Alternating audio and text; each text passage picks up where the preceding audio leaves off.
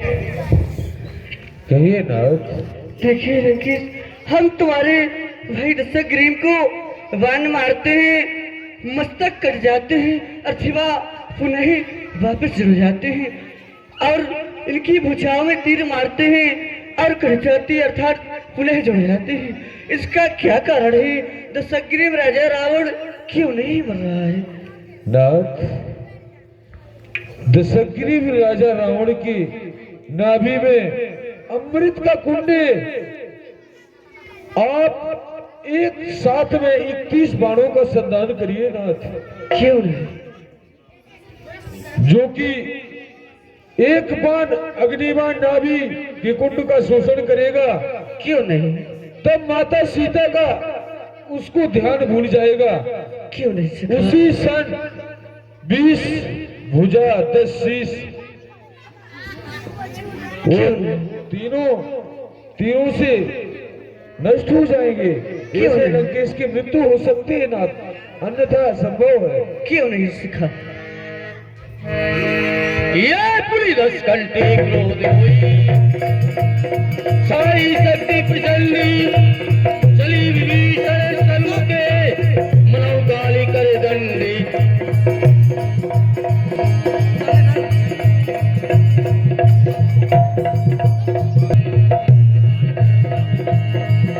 अंतर ध्यान भयो क्षण एका प्रभु कर और अन्नदान सरासन श्रवण लगी, सारे सरी की थी रघुनायक साई की चले मानो काल फली ना साई की एक ना भी सर सोचा खतर लगे श्री करी ओसा।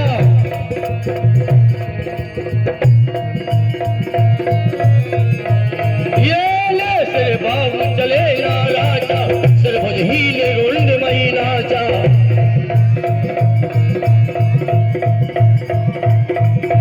धरण धरो धर दाप चंदा, सर हाथ किल को ठंडा। जय श्री राम कि हर हर महादेव, कि हर हर महादेव, कि हर हर मरत गोर लड़ी भारी का राम लड़ हतो पचारी।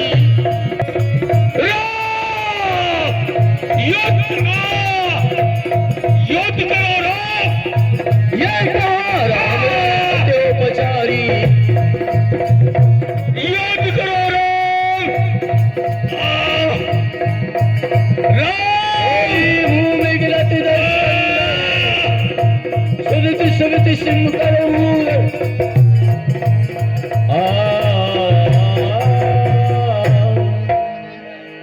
बजाओ ताली बजाओ जोरों से, बोलिए राम जी सरकार की जय, लक्ष्मण कुमारी की जय, हनुमान जी महाराज की जय।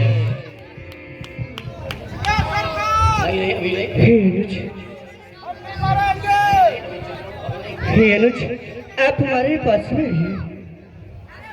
दशग्रीव राजा रावण और विद्वान है, इसलिए हमारे लिए महाराज दशग्रीव से कुछ राजनीतियाँ जो राजाओं के पास हुआ करती है उनके लिए जानना चाहिए।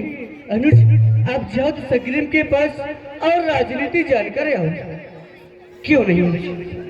शांति का परिचय दे, बोलिए सियावर रामचंद्र की जय। महाराज दशग्रीव राजा रावण को प्रणाम। महाराज दशग्रीव राजा रावण को प्रणाम। हे भैया, मैंने महाराज दशग्रीव को प्रणाम किया था, वह बोल नहीं रहे हैं। कैसा प्रणाम किया था? हे भैया, मैंने मस्तक की ओर प्रणाम किया था। हे अनुज, ब्राह्मणों का ध्यान और चरणों की ओर हुआ करता है, इसलिए आप चरणों की ओर प्रणाम करना और राजनीति जानकर आना। हे बेटा, शांति का परिचय दें 10 मिनट के लिए। अभी कोई जाएगा नहीं, भगवान का प्रसाद लेकर के जाएंगे। आज सही वक्त पूर्ण आहुति है, आज अंतिम दिवस है। महाराज दशग्रीव राजा रावण को प्रणाम। कौन है? लक्ष्मण। किस लिए? राजनीति पूछने के लिए। ए लक्ष्मण, कहिए महाराज। मार मार बाणन के पूछो थो राजनीति। ऐसी अनीत पर ये नीत क्या सुनाऊं मैं? मारे हैं राम बाण, जाती है मेरी जान, तुम ही बताओ कैसे नीति को सुनाऊं मैं। जाए कहो राम जू से, खींचे मम उर से बाण, तब अनीत को त्याग कर नीत को सुनाऊं मैं। क्यों नहीं महाराज? एक काम करो, ठहरो। कहिए महाराज। हाँ भैया, बसरी आयुष भैया दुबे जी हैं, उनकी तरफ से चलते हुए प्रसंग पर महाबली लंका सम्राट राजा रावण की राजनीति पर प्रसन्न होकर के 51 रुपए का योगदान आया है। धन्यवाद। राम के जैसा इस धरती पर कोई दूसरा पुरुष न है और न होगा। वो स्वयं सभी नीतियों को जानने वाले हैं, लेकिन उन्होंने मुझसे अगर ये पूछा है तो टूटी फूटी जो है मैं सुना रहा हूं तुम्हारे लिए। क्यों नहीं महाराज? क्या सुनना है? राजनीति। हट! और अड़िया, और अड़िया, पास में आ जाओ। ये राजा की पहली राजनीति हुआ करती है। दुश्मन कितना भी घायल हो, कितना भी कमजोर हो, उसको कभी ऐसे मत समझो, उसको हल्के में कभी लेना ही नहीं चाहिए। आप मेरे पास आए हो, मेरे पास कोई शस्त्र हो, मैं आपके पैर काट लेता, मैं मर ही रहा हूं, लेकिन तुम्हारे प्राण लेकर के चला जाता। दुश्मन से हमेशा 12 कदम दूर खड़े होकर के बात करना चाहिए। सुनो, कुछ अच्छे काम होते हैं, ये राजा की राजनीति है। जो अच्छे काम होते हैं उनको जल्दी से जल्दी करना चाहिए। अच्छे काम, मैंने कुछ अच्छे काम सोचे थे, लेकिन मैं उनको कर नहीं पाया। मैंने सोचा था कि जो आग है, आग से धुआं निकलता है, उस धुआं को बंद करवा दूं, क्योंकि ऋषि महात्माओं को धूनी लमाने में और मां बहन को रसोई बनाने में बड़ा कष्ट होता है। उस आग से जब धुआं निकलता है, उस धुएं को बंद कर दूं।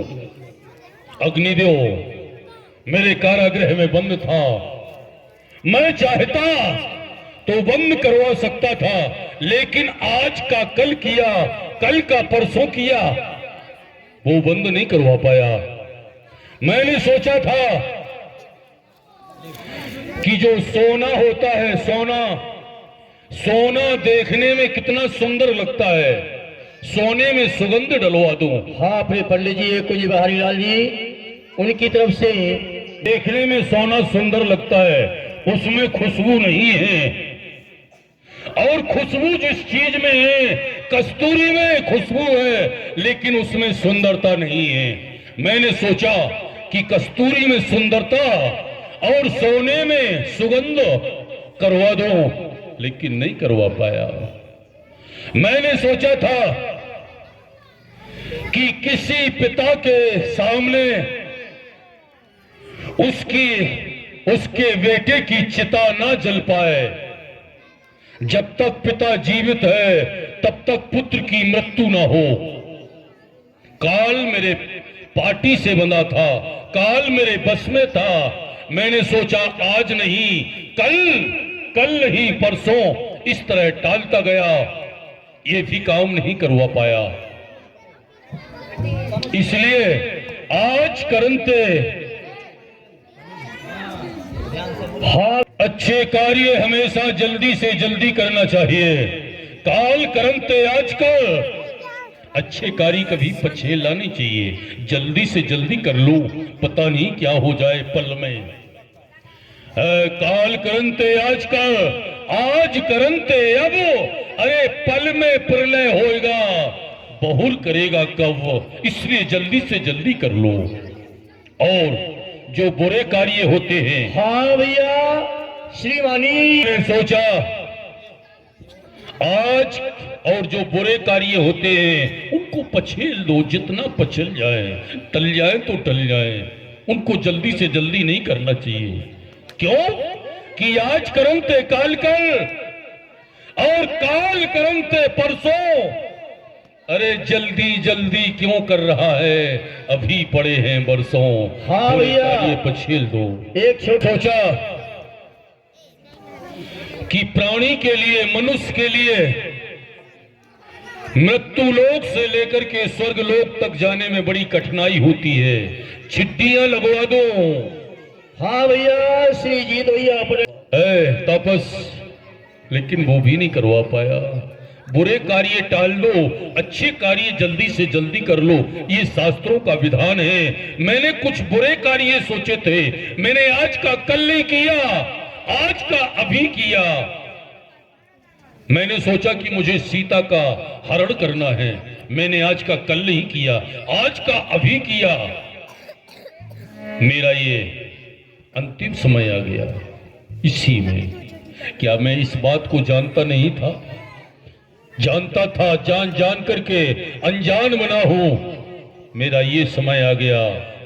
कभी राजनीति का सार यही कहता है कि कभी पराई नार को अगर वो छोटी है तो पुत्री के जैसी बराबर है, बराबर की उम्र से है तो उसको बहन, और अगर उससे बड़ी है तो उसको माता। अच्छे कार्य जल्दी से जल्दी करो, बुरे कार्य पछेल दो। सुनो 18 व्यक्ति है जिनसे है संबंध, राजा जनों का इन्हीं से चलता राज प्रबंध। रजनी में राजधानी देखे, मंत्री खजांची सेनापति है। इन सब बातों को छोड़ करके मंत्री खजांची सेनापति वेतन दाता व्यापार सचिव युवराज पुरोहित द्वारपाल वन रक्षक कारागार सचिव न्यायिया रसोइया अभिभावक गुरु रक्ष यज्ञ करने वाला दरोगा वेद महल वाली नित्य ड्योढ़ी पर रहने वाला, ये राजा के 18 अंग हुआ करते हैं। सुनो, इन राजाओं के 18 अंगों से बराबर मित्रता निभानी चाहिए। कहीं ऐसा ना हो कि परस्पर में हो जाए अति लगाओ इनका, तो कुछ गुप्तचरों के द्वारा भी समझे सब गुप्त भाव इनका। इन 18 व्यक्तियों के गुप्त भाव समझते रहो। रजनी में राजधानी देखे, राजा का कर्तव्य हुआ करता है रात्रि में भेष बदल करके अपनी राजधानी में भ्रमण करना चाहिए, सुनना चाहिए कि कौन मेरे विषय में अच्छी या बुरी बात सुना रहा है। कुछ लोग ऐसे होते हैं कि मुख पर कुछ और पीछे कुछ और। इसलिए रजनी में राजधानी देखे, दिन में सच्चा न्यायेश्वर हो। यदि खर्च से ज्यादा आमद है तो वेतन भुगतान समय पर हो। मुझसे बोला नहीं जा रहा है, जाओ अपने भाई से कह देना कि अंतिम बार उनके दर्शन करना चाहता हूं। क्यों नहीं महाराज को जाओ।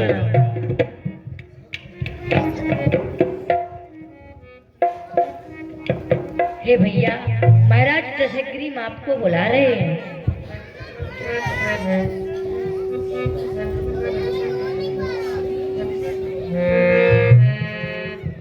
महाराज दशग्रीव के चरणों में राम का प्रणाम स्वीकार है। विजयी भवा, जगत पिता के चरणों में रावण का प्रणाम हो। प्रभु, अब मैं आपके धाम जा रहा हूं, मुझे आदेश प्रदान कीजिए। क्यों दशग्रीव महाराज राजा रावण अभी है? मैं दोषी हूँ, अवश्य जबकि तुमने खुद कह दिया है कि सन्मुख होय जीव मोहि जबहि। एक जन्म के नहीं, सैकड़ों जन्मों के पाप उसके नष्ट हो जाते हैं जब जीव आपके सामने पहुंच जाता है। और आप मेरे सामने है, फिर भी मैं दोषी हूं। अगर मैं दोषी हूं तो आप ही दोषी हैं। वो कैसे? दोषी तो वो ब्रह्मा भी हैं। ब्रह्मा में एक दोष मोहिनी पे मोह गए हो। ब्रह्मा में एक दोष मोहिनी पे मोह गए हो। और सुरपति इंद्र में है एक दोष अहिल्या मन भायो है। सोने में एक दोष सुगंध से विहीन होत। कस्तूरी में एक दोष रूप नहीं पायो है। राम में है एक दोष मृग का शिकार कीन्हा। अरे सारे संसार को तुमने ही बनाया है, सब ये तुम्हारी ही रचना है। क्या आपको पता नहीं था कि सोने का मृग होता है, सोने का मृग नहीं होता। और अगर है तो जरूर उसमें कोई चाल है। लेकिन आपने मुझे अवसर दिया कि चोरी करो, तुमने ही तो मुझसे अवसर दिया था। अरे राम में है एक दोष जो मृग का शिकार कीन्हा। रावण में एक दोष सीता हर लायो है। अरे जब दोषी तो दोषी सर्व दोषी है जगन्नाथ। एक एक दोष नाथ सब पे लगायो है, कोई निर्दोष नहीं है। ध्यान धाम, मैं आपके धाम को जाना चाहता हूँ प्रभु। मुझे इस राक्षस योनि से मुक्त करिए प्रभु। क्यों नहीं? प्रणाम प्रभु। अखंड कल्याण क्यों नहीं दशग्रीव? बजाओ तालियां सभी लोग। हाय अंधेरा छा गया, जाता रहा प्रकाश, और मैंने ही अपने हाथों किया अपना सत्यानाश। हे विभीषण महाराज, आप अपने भाई की दया संस्कार कीजिए। राघवे राजा